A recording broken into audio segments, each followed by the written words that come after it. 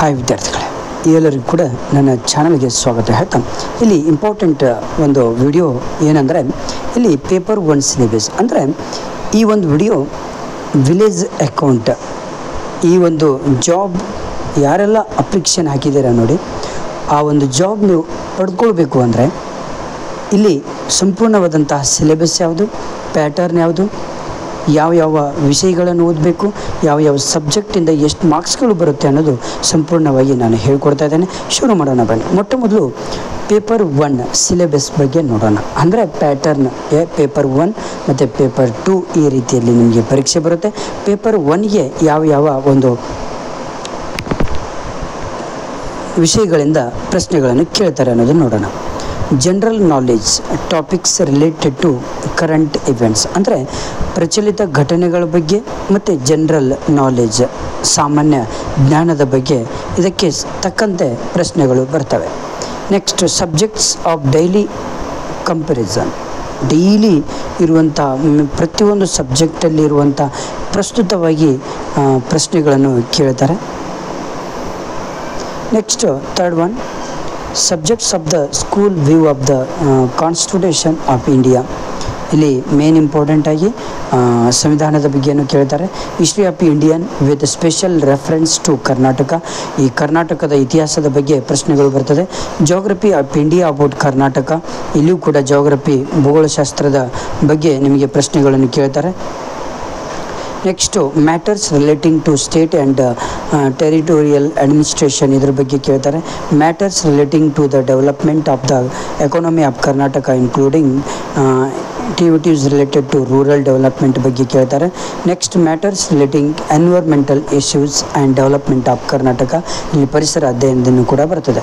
ಹಾಗಾದರೆ ಪೇಪರ್ 2 ಎರಡನೇ ಪ್ರಶ್ನೆ ಪತ್ರಿಕೆಯಾಗಿ ಎರಡನೇ ಪೇಪರಿಗೆ ಇರುವಂತಹ ಒಂದು ಸಿಲೆಬಸ್ ಯಾವುದು ಅನ್ನೋದು ನೋಡೋಣ. ಕನ್ನಡ ಲ್ಯಾಂಗ್ವೇಜ್, ಮೊಟ್ಟ ಮೊದಲು ಕನ್ನಡ ಲ್ಯಾಂಗ್ವೇಜಲ್ಲಿ ಗ್ರಾಮರ್ಗೆ ತಕ್ಕಂತೆ Kannada vocabulary and Kannada comparison, Kannada translation, ಈ 4 ಒಂದು ವಿಷಯಕ್ಕೆ ಸಂಬಂಧಪಟ್ಟ ಹಾಗೆ ನಿಮಗೆ ಮಾರ್ಕ್ಸ್ಗಳು ನಿಮಗೆ ಪ್ರಶ್ನೆಗಳನ್ನು ಕೇಳ್ತಾರೆ.